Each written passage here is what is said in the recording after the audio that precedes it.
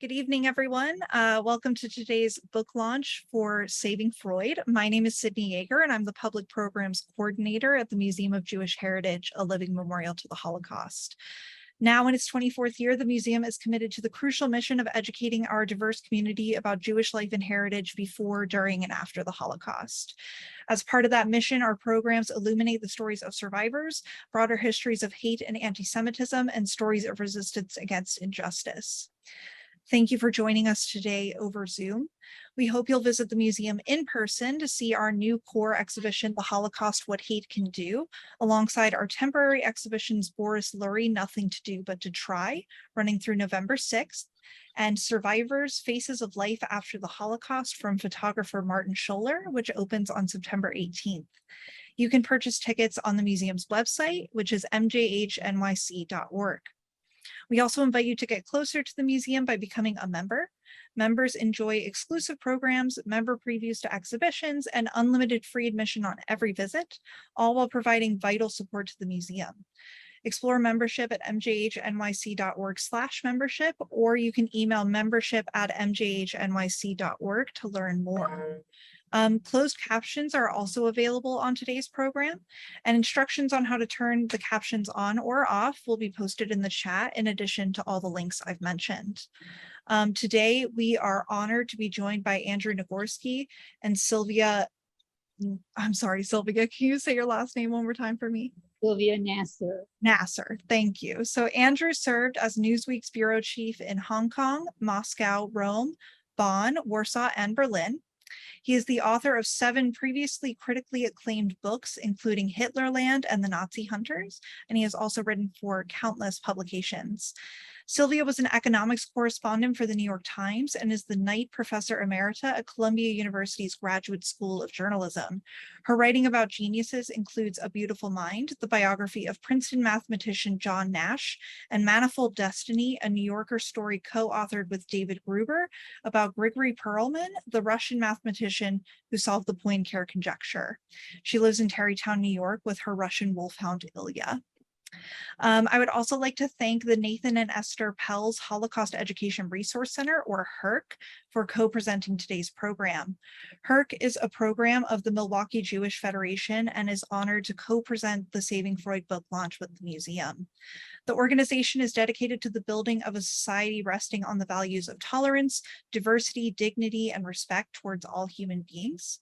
As the only organization in Wisconsin with Holocaust education at the core to its mission, HERC provides educator workshops, a speakers bureau of Holocaust survivors, community programs, in-class activities, and digital resources. HERC's mission has become even more important since the passage of the Wisconsin Act, which requires middle and high schools to teach the Holocaust and other genocides in their social studies classes. So thank you again to HERC. Also, I want to mention that you can buy Saving Freud through bookshop.com, which will be linked in the Zoom chat.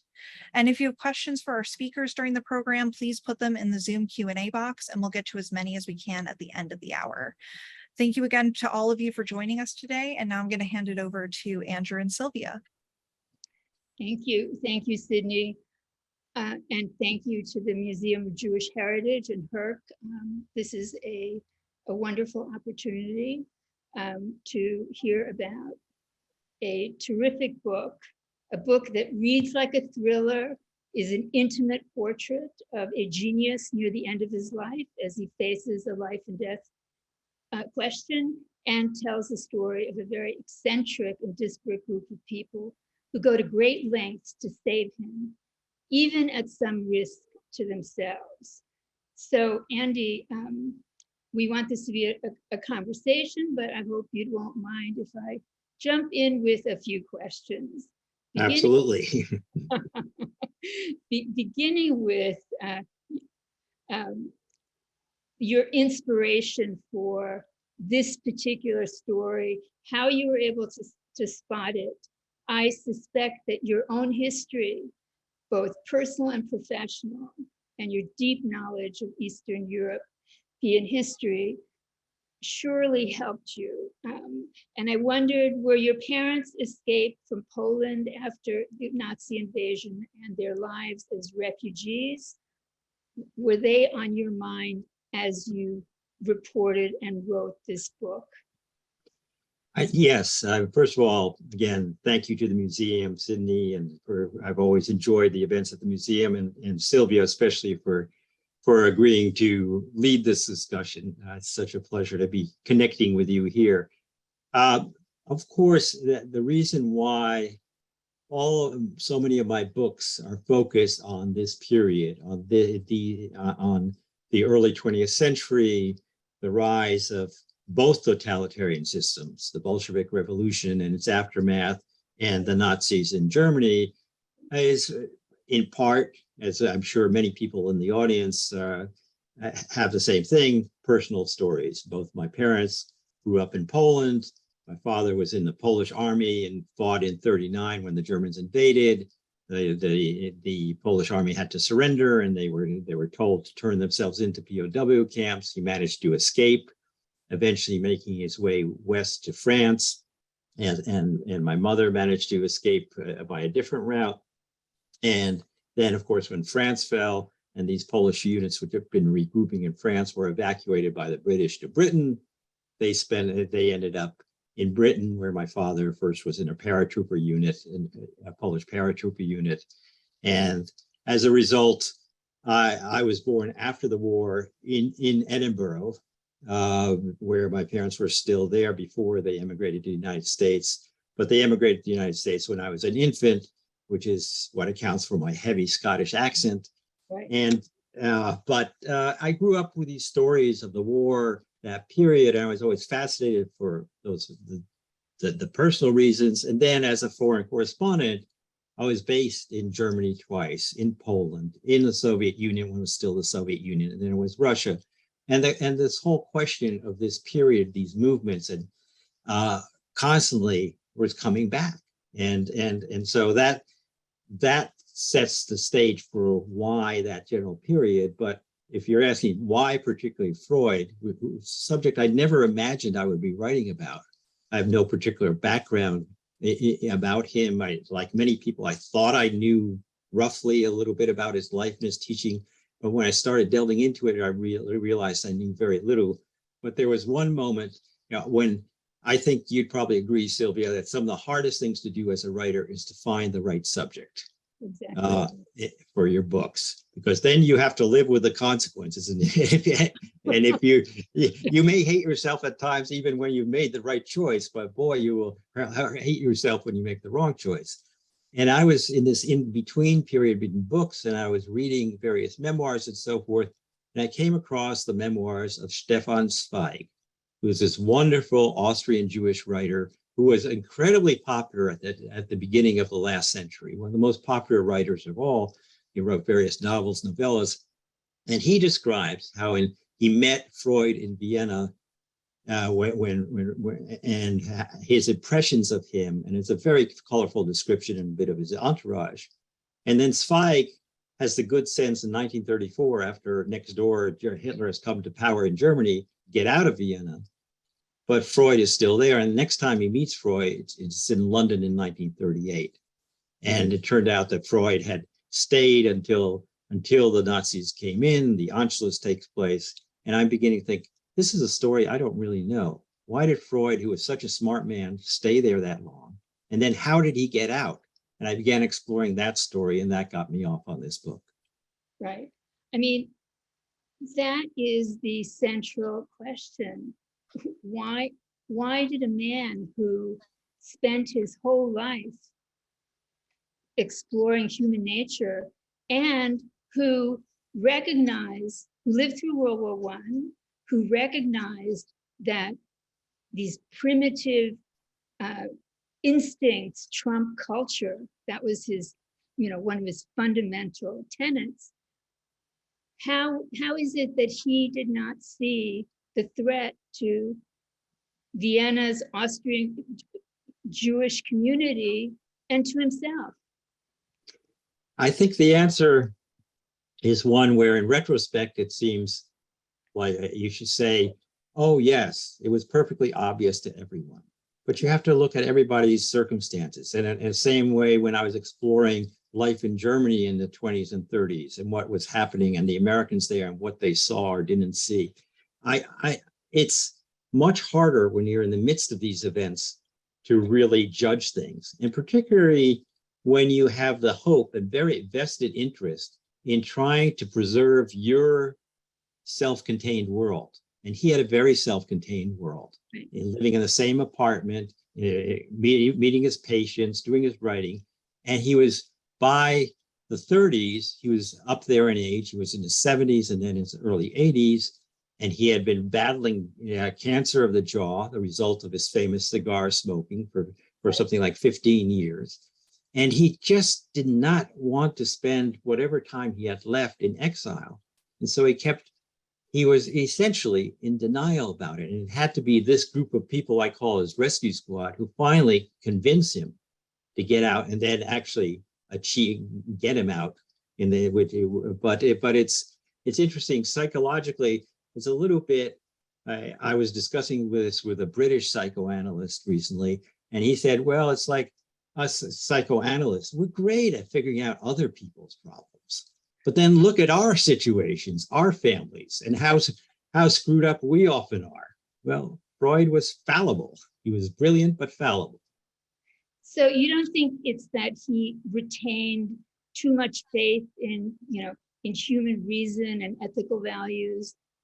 You think it's really sort of generational, his age and his attachment to his home, which it was his attachment to Vienna, his routines. He was a man of incredible routines. Yes. He had his set way, what time he got up, what time he had his meals, what time he took his walks, his patients.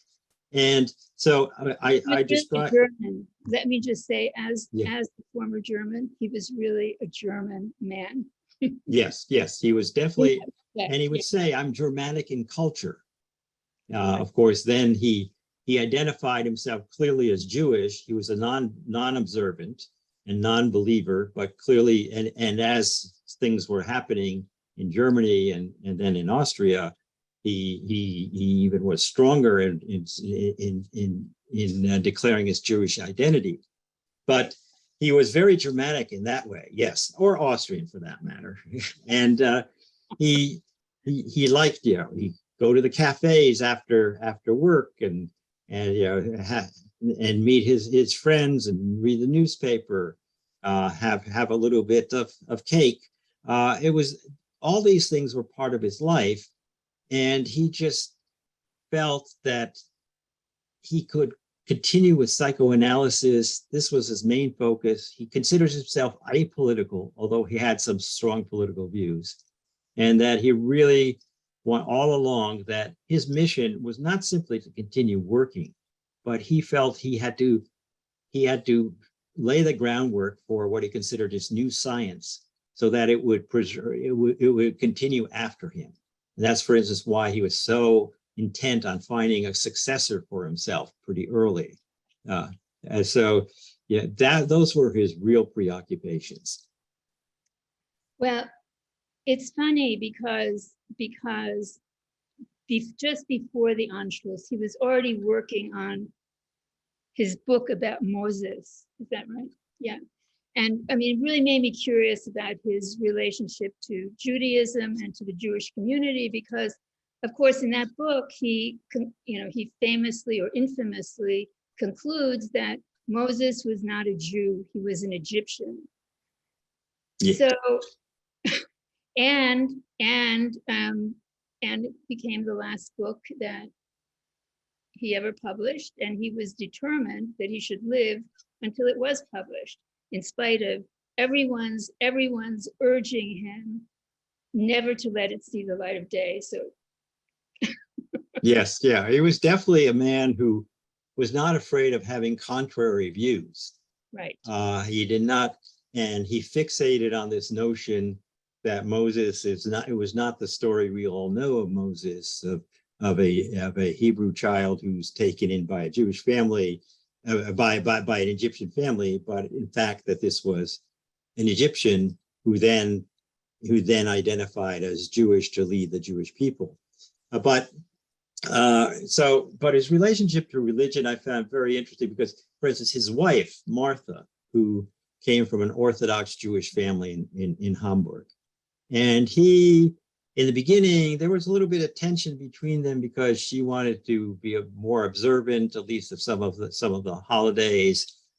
She was a little nervous about even telling her mother, she was widowed at that point, that she was engaged to Freud because he was not an observant Jew. And for instance, Martha's brother was a very observant Jew.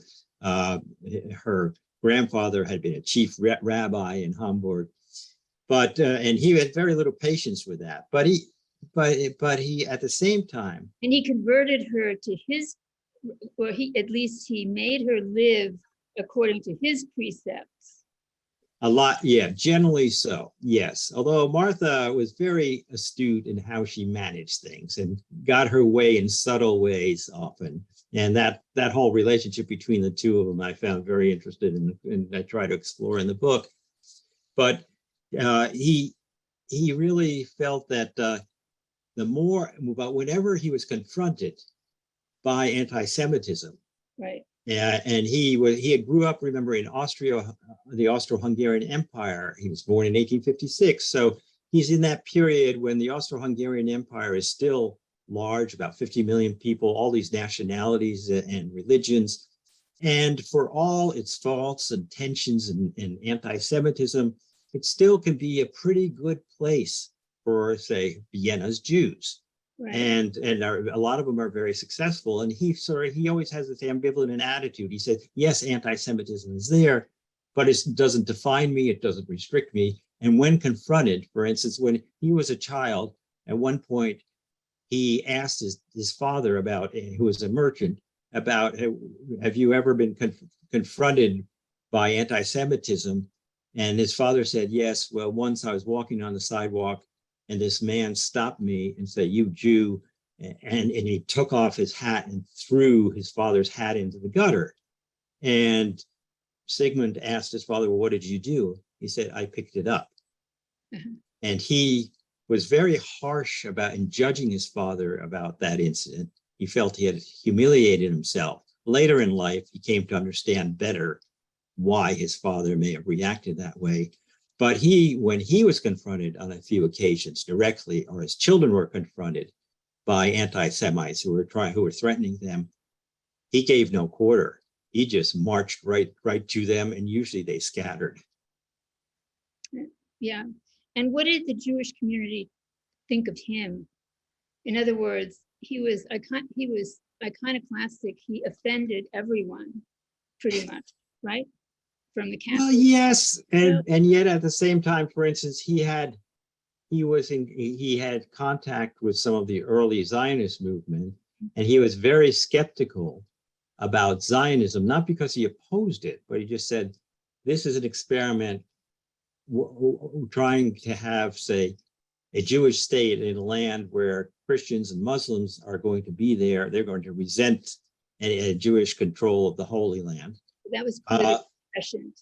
Yeah, he had real political doubts, which were he could see the tensions, but at the same time, he was on the board of trustees of Hebrew University. He was in the local chapter of B'nai B'rith in Vienna in the lodge, and so he was one who had this relationship that was a lot more complex than simply saying yes or no to right. Judaism and to the political movements that stemmed from it. Well, I thought that was, one of the great strengths of your book, particularly about Freud, but also about the people around him, namely his saviors, that you focus on the contradictions in their character. You show them they're not all one thing or another. Yeah. And also, it's interesting that the characters, while he was very conscious of the fact that when he developed this concept of psychoanalysis and this circle of people who were discussing it in his apartment and his offices every week, that the original circle was almost all Jewish. And he was very conscious that he said, right from the beginning, he had ambitions for this new approach to studying human behavior, that it would be not labeled simply as a Jewish science, as he said. Yeah. And in fact, the Nazis later labeled it as a Jewish pseudoscience. Right. But so he consciously brought in Gentiles into the movement and promoted them.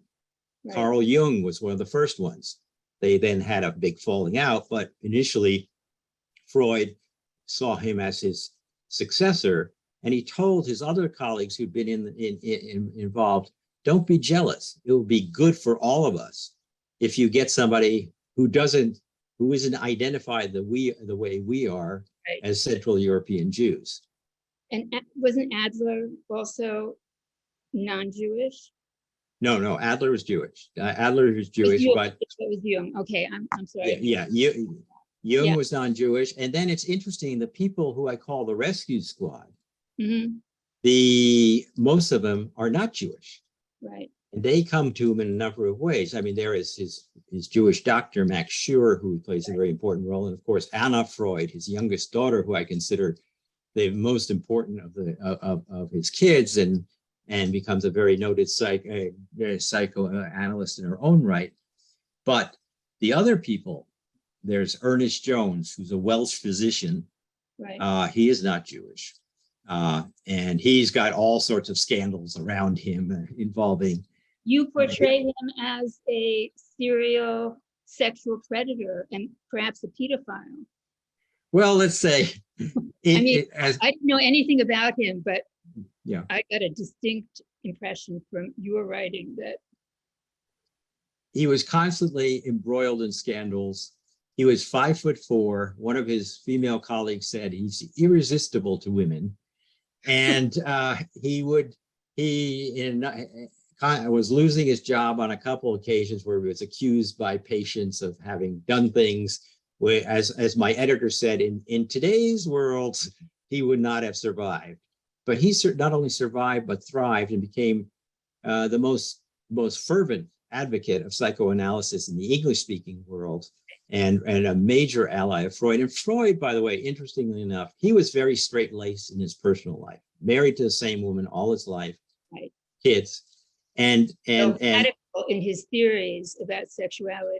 Yeah, and while being very radical, he once said, Freud had a way of putting things which I just loved. As I got to know, I felt I got to know him. As you know, with your characters, it's almost like you're living with them after a while. And he at one point said, I am for much greater sexual freedom, but I make very little use of that freedom.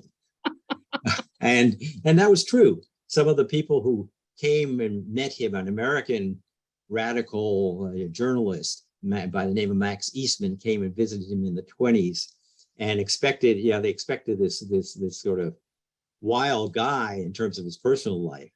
And he said, he's a Puritan. I can't imagine. He'd fit into any social club in the US with the strictest rules, but he was not judgmental about the people who came to him, most of whom had huge, let's say, a very active sexual life.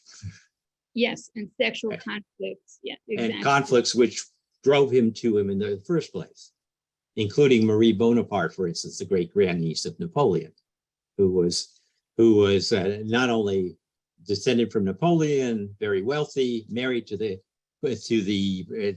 Prince of Greece and Denmark, and had numerous affairs with very famous public figures, including Aristide Briand, the Prime Minister of France, but was sexually frustrated, let me put it delicately, and came to Freud. And then she becomes a convert to psychoanalysis, becomes a psychoanalyst herself, and becomes part of this rescue squad. So she too is not Jewish, and that's interesting. And then William Bullitt, who's the US ambassador to France, who had been a famous journalist, and he is from an old Philadelphia family. He also came in the 1920s when he was having major marital problems, and then they bond over their mutual hatred of Woodrow Wilson, who they thought really blew the peace after World War I. So there are all these strands shooting off in various directions.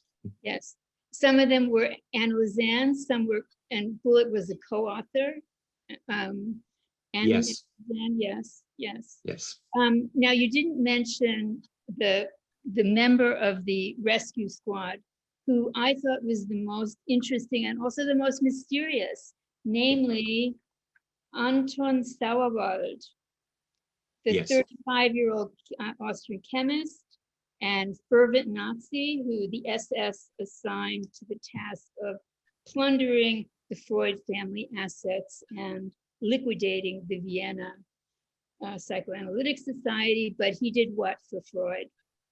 Well, this was, for me, one of the most revealing parts of the story that I only began to come across when I really was digging into it.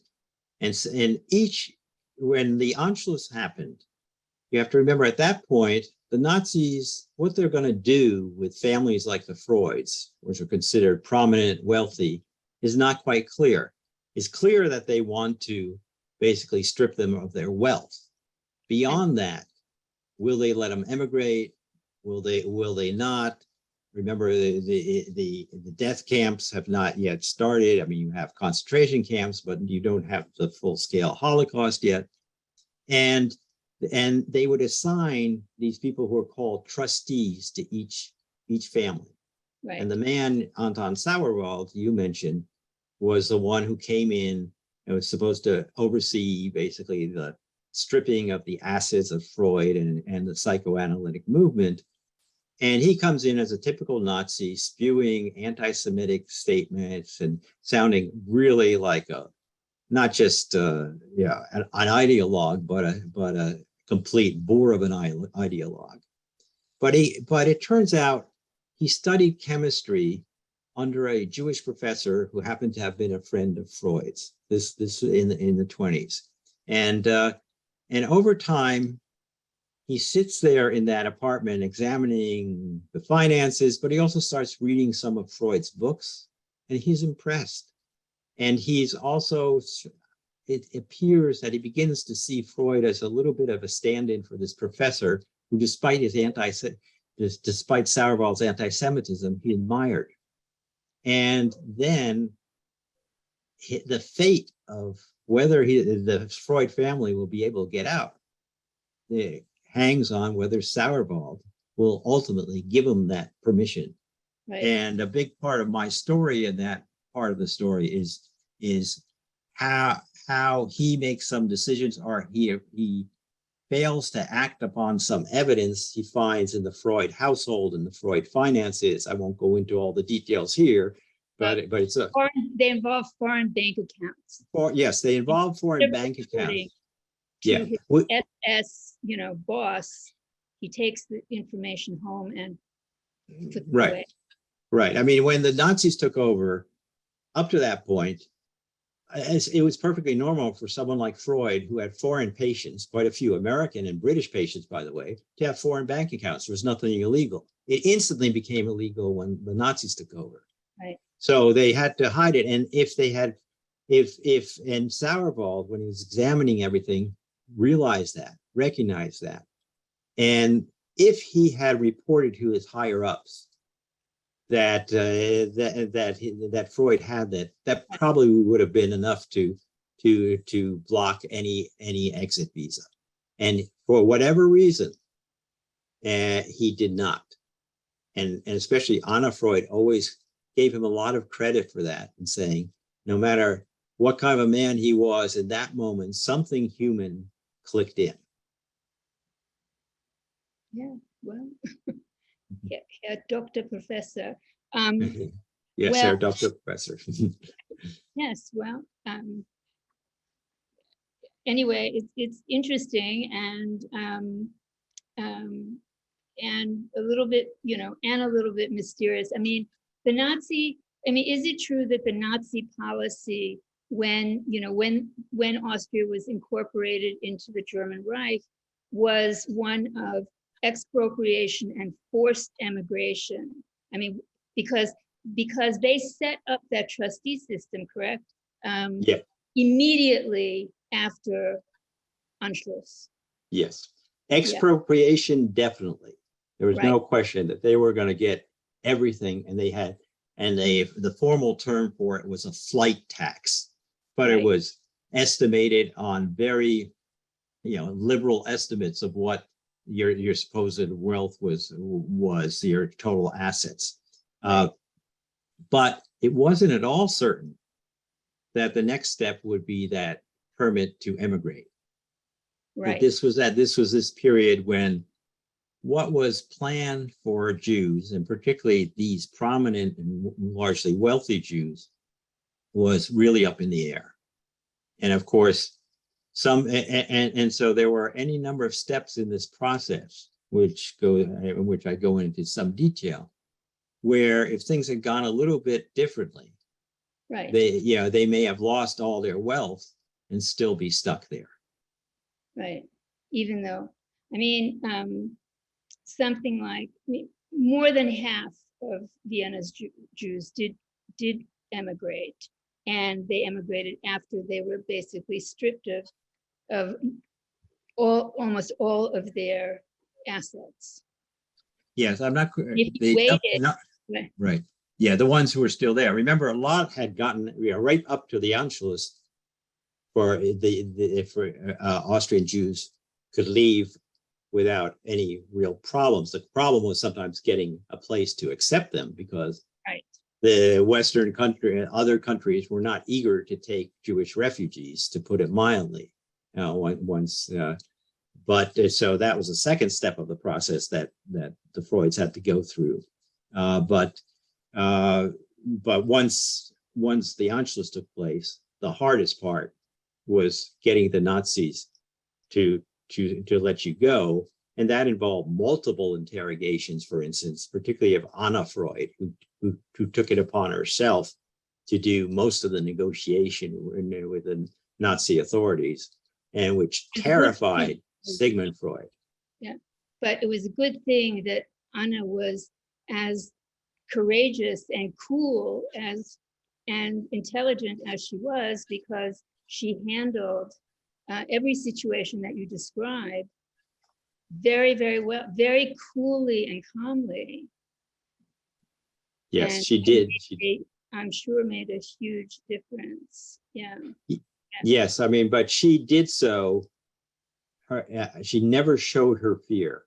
Right. I remember her brother, who watched her being hauled off by the Gestapo the longest time when she was hauled off by the Gestapo, and said, and the day before they had talked to Freud's doctor, Max Schur, who was this other character in the story, and said, we need to get some cyanide.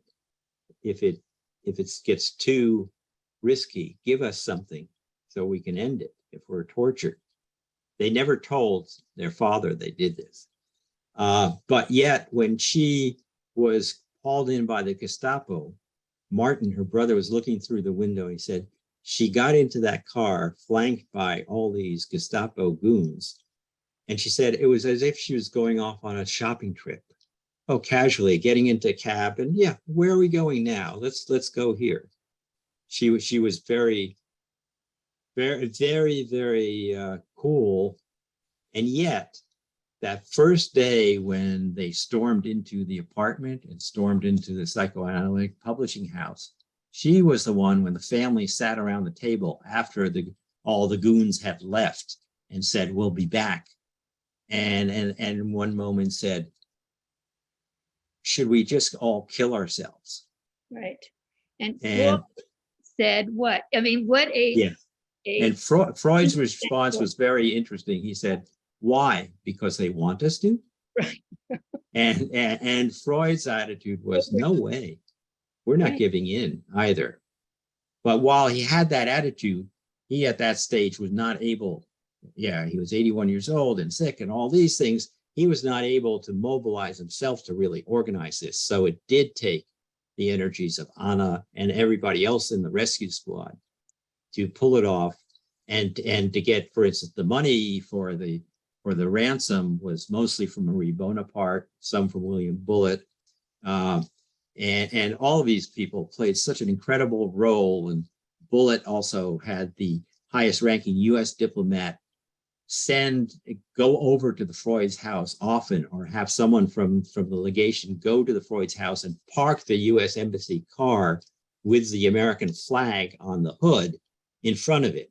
Because these were the days when Hitler was not yet quite, saying, to hell with everything. He was still trying to pretend he was a reasonable man sometimes, and didn't want to antagonize, particularly the United States, which he didn't want involved in what his plans for Europe.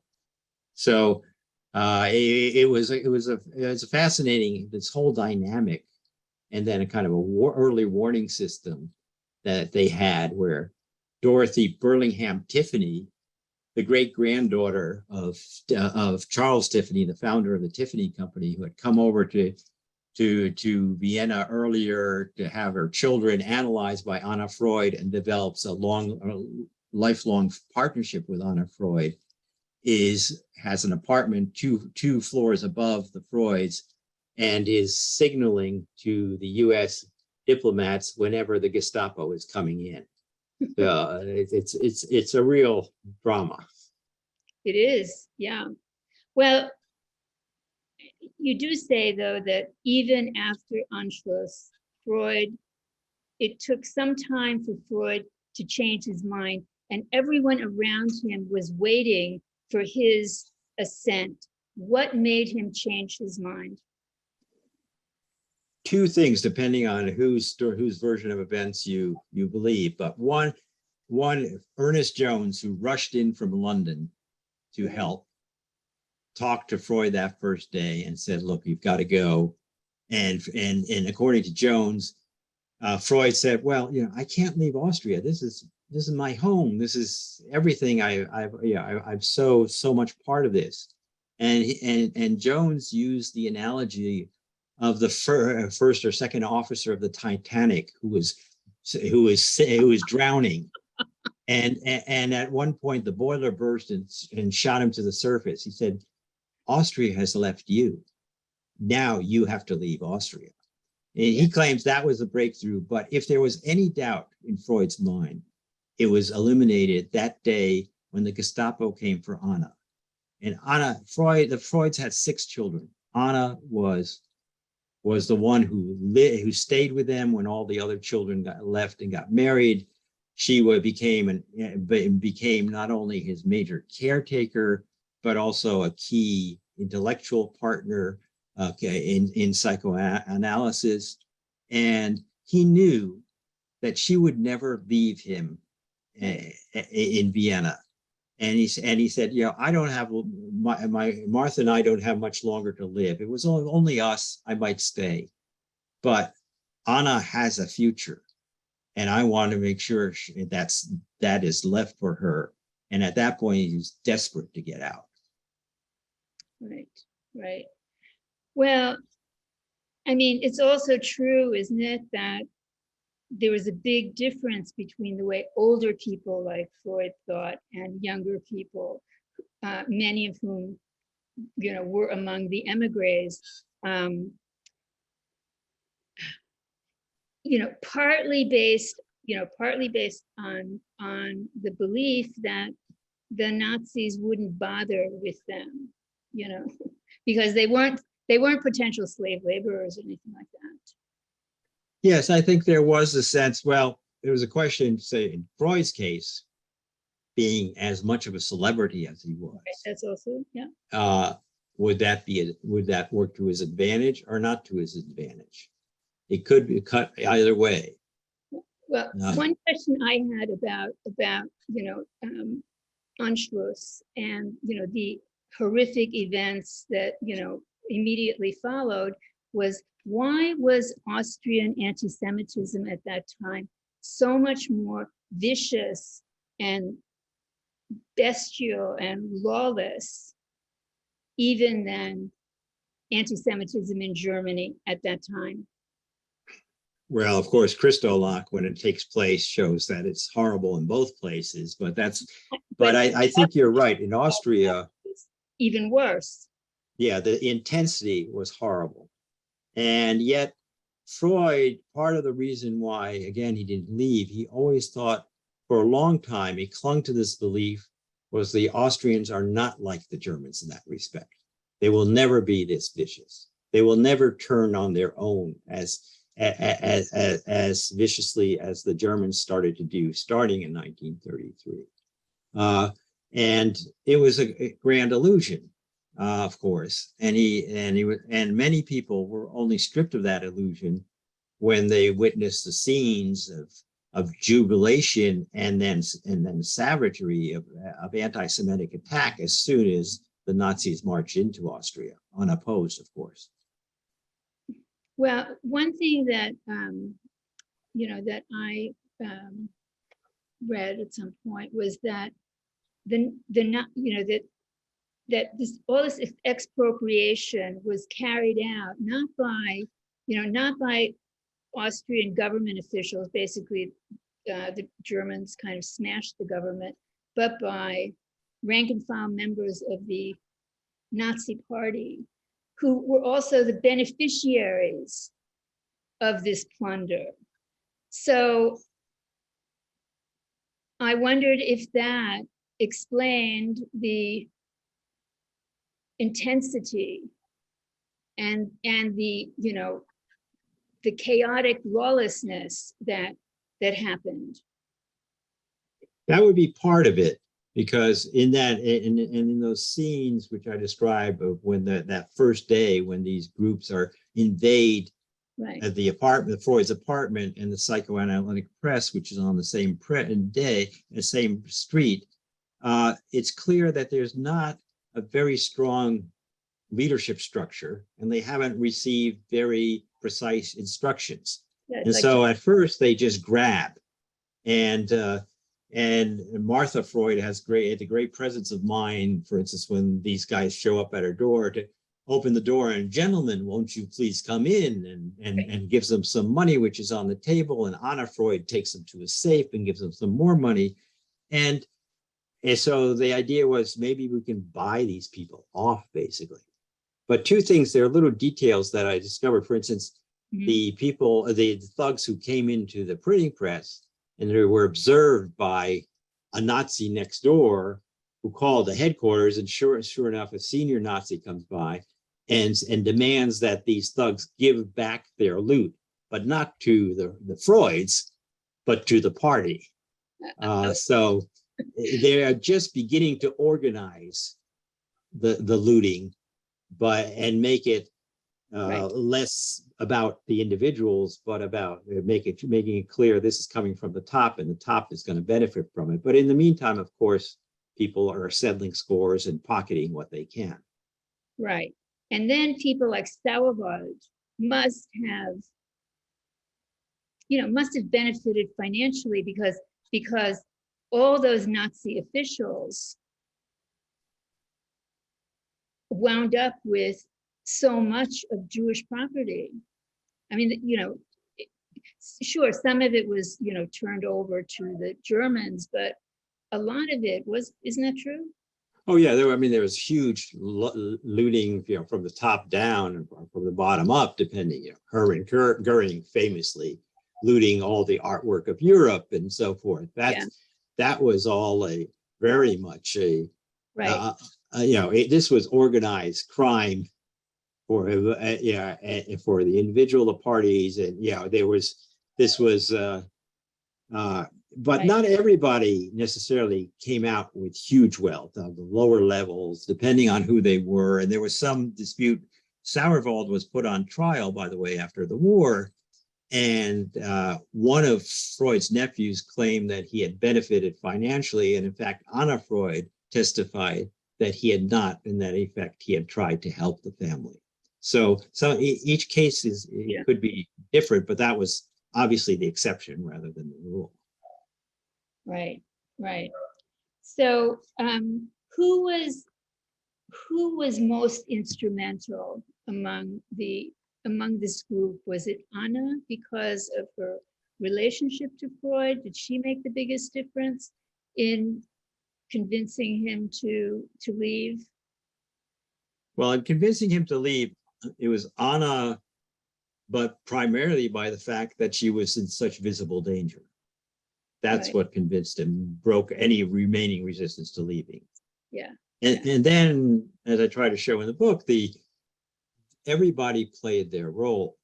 The Bullitt played his role, the American ambassador played his role, and Marie Bonaparte, by actually, for instance, even sitting on the stairwell of their apartment building when the Nazis were going in and out, sitting in her mink, and not being able to stop them, but just sending the signal, "We are watching you," and they were kind of, Right. "Who is this woman?" Somebody's right. Yeah.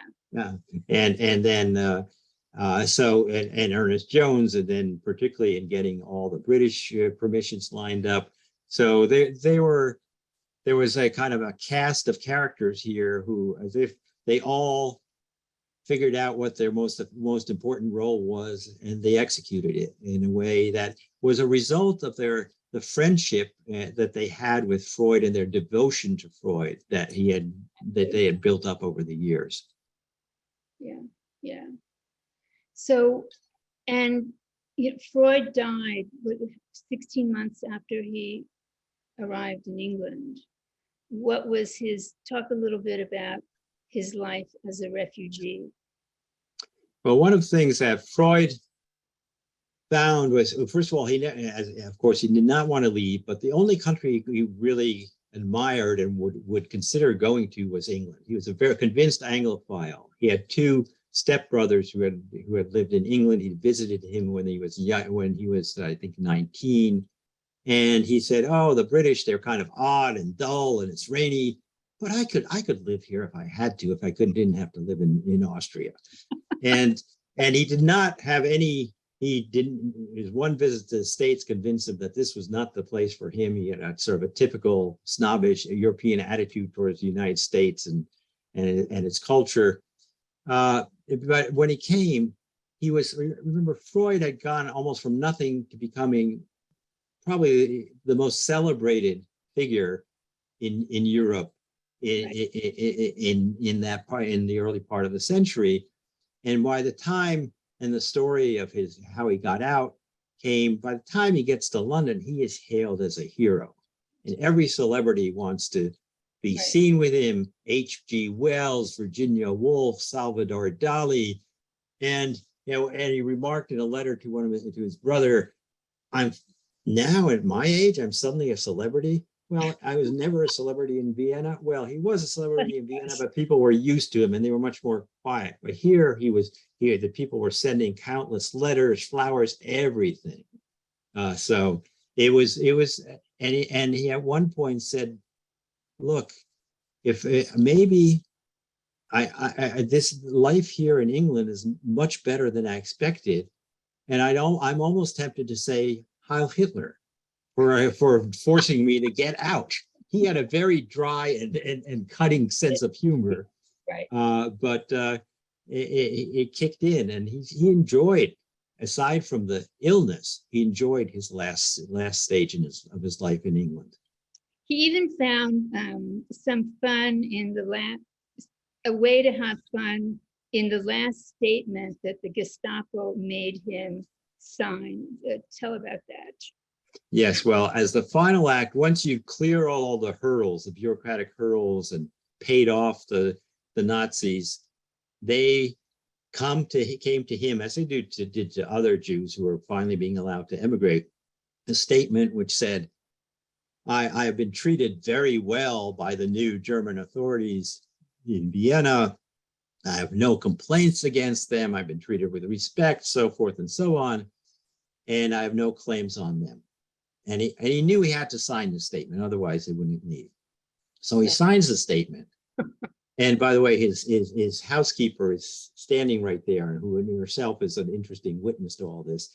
And she then sees him turn to the Nazi official who brought in the statement. And he says, "Can I add one thing to this statement?" And he says, "I'd like to add, I would recommend the Gestapo to anyone." And this Nazi official just blanches, scoots out the door, and slams it. The housekeeper said her heart dropped. but yeah, he had a sort of a wicked sense of humor at times. Even and even in those most, Yeah, in those most dangerous situations. Yeah. You know, when I, you know, I reread your book a day or two after the attack on Salman Rushdie.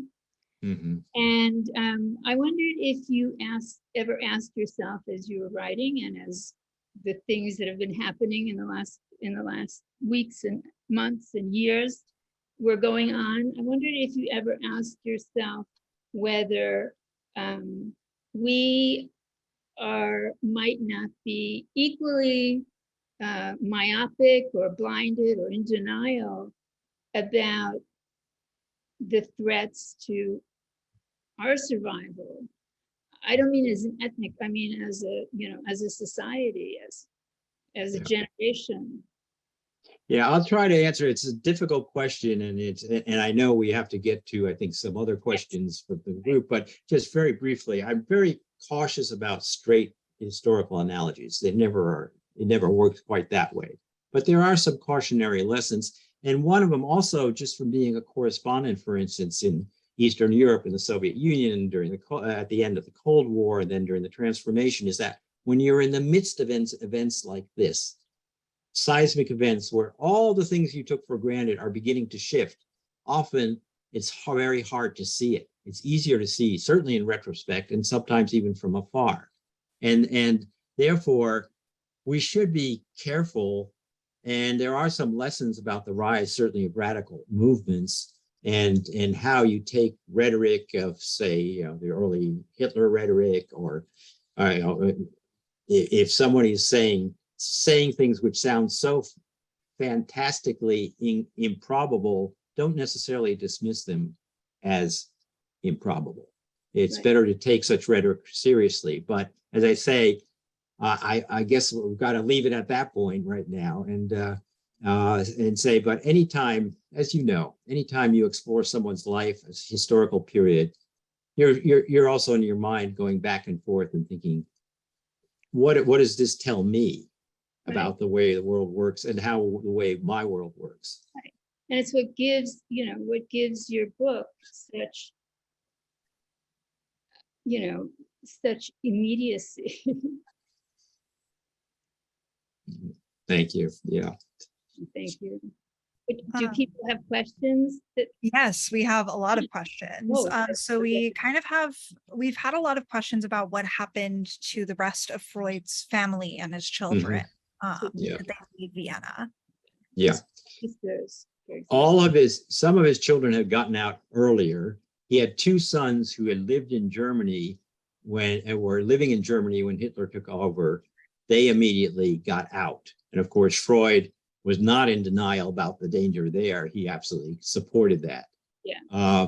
And then the ones in Austria got out shortly before he did, except for Anna Freud, who accompanied him and Martha all the way. But a more interesting, and Freud had 5 sisters. One had married and gone to the States already a long time ago, well before these events. 4 were in Vienna, all were widowed, and they stayed. And it's a bit of a mystery. Was there not enough time to arrange exit visas for them, or did they feel kind of that they would not be at as much at risk? Remember, still, people had a hard time recognizing the magnitude of the danger. And Freud left money for them for their upkeep, but very soon began to realize, as soon as he left, that it was very dangerous for them. And he actually tried to get Marie Bonaparte, who helped many Jews leave Germany and Austria, to see if she could get them out. She did not. She tried and failed. And all 4 of those sisters died in the Holocaust. In Theresienstadt. Yeah, they were both all sent to Theresienstadt. 1 died of starvation there. 3 others were sent to the gas chambers in Treblinka too. That was, yeah. Thank you for that. And we also have another question that's asking, were any of Freud's colleagues talking about deciding to leave? And do you know anything about the exit paths of any of his colleagues at the time? Yes, well, many of them had debated leaving, and some left earlier. And there was a lot of debate early on when Hitler took power about his German Jewish colleagues, and a lot of them got out, but a few did not. I think by last count, by the count that was provided by people who had studied that movement, 15 German Jewish psychoanalysts who were involved, who were part of really the Freud movement, stayed, and all of them perished. But most have been trying to get out, and there was even one Austrian, German Jewish psychoanalyst who was imprisoned and accused of helping a communist by not. She had a patient who was a communist, and by not reporting him to the Gestapo, she was imprisoned. But somehow she in one of these incredible stories, she got sick, was sent to a hospital, and managed to escape from there, and eventually come to the States. So there, as we know, there are so many stories of, of course, countless tragic stories, but these occasional exceptions, which are, you say, how could this have happened? But some of these things did happen. Yeah. And then I think we have time for one more question.